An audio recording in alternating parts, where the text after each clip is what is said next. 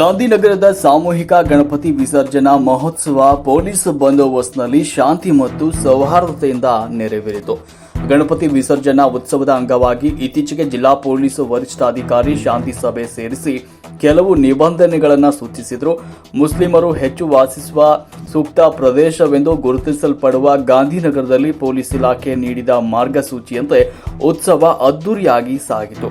ಕಾರ್ಯಕ್ರಮಕ್ಕೆ ಶಾಸಕ ಕೆ ಷಡಕ್ಷರಿ, ಮಾಜಿ ಸಚಿವ ಬಿಸಿ ನಾಗೇಶ್, ನಗರಸಭಾ ಸದಸ್ಯರಾದ ಪಿಜೆ ರಾಮಮೋಹನ್, ಮೆಡಿಕಲ್ ಶ್ರೀನಿವಾಸ್ ತೆಂಗಿನಕಾಯಿ ಹೊಡೆಯುವ ಮೂಲಕ ಚಾಲನೆಯನ್ನ ನೀಡಿದರು.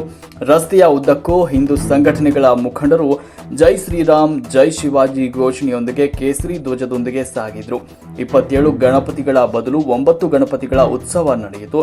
ನಗರದ ಅಮಾನಿಕೆರೆಯ ಕಲ್ಯಾಣಿಯಲ್ಲಿ ಪೂಜಾ ವಿಸರ್ಜಿಸಲಾಯಿತು. ಸೇರಿದಂತೆ 2 DYSP, 10 inspector, 24 PSI, 52 ASI, 2 KSRP ವಾಹನ, 1 ಆರ್ಐವಿಎ, ಇನ್ನೊಂದು ದಿವ್ಯದೃಷ್ಟಿ ವಾಹನ, ಡಿವೈಎಸ್ಪಿ ವಿನಾಯಕ ಶೆಟಗೇರ್, ಗ್ರಾಮಾಂತರ ಪೊಲೀಸ್ ಠಾಣೆ ಇನ್ಸ್ಪೆಕ್ಟರ್ ಸಿದ್ದರಾಮೇಶ್ವರ, ನಗರ ಠಾಣೆ ಇನ್ಸ್ಪೆಕ್ಟರ್ ಆಯೋಜನೆ ಮಾಡಲಾಗಿತ್ತು.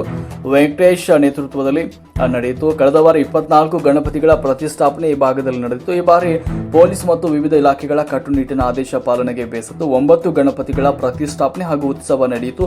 ಸ್ವಾತಂತ್ರ್ಯ ಪೂರ್ವ ಹಿಂದೂ ಸಂಘಟನೆಗೆ ಆಚರಿಸಿಕೊಂಡು ಬಂದ ಗಣಪತಿ ಪ್ರತಿಷ್ಠಾಪನೆ ಮುಂದೆ ಕ್ಷೀಣಿಸುವ ಸೂಚನೆ ಕಾಣ್ತಾ ಇದೆ. ಈ ಭಾಗದ ನಗರಸಭೆಯ ಅತ್ಯಧಿಕ 11 ಸದಸ್ಯರಲ್ಲಿ ಕೇವಲ ಒಬ್ಬರೇ ನಗರಸಭಾ ಸದಸ್ಯ ಮೆಡಿಕಲ್ ಶ್ರೀನಿವಾಸ್ ಅವರು ಉತ್ಸವದಲ್ಲಿ ಪಾಲ್ಗೊಂಡು ಗಮನ ಸೆಳೆದರು. ಸರ್ಕಾರ ಮುಂದೆ ನಿಬಂಧನೆಗಳನ್ನು ಸಡಿಲಗೊಳಿಸಲಿ ಅಂತ ಸಾರ್ವಜನಿಕರು ಅಭಿಪ್ರಾಯವನ್ನು ವ್ಯಕ್ತಪಡಿಸಿದ್ದಾರೆ. ವರದಿ ನಾಗರಾಜ್ ತಿಪಟೂರು.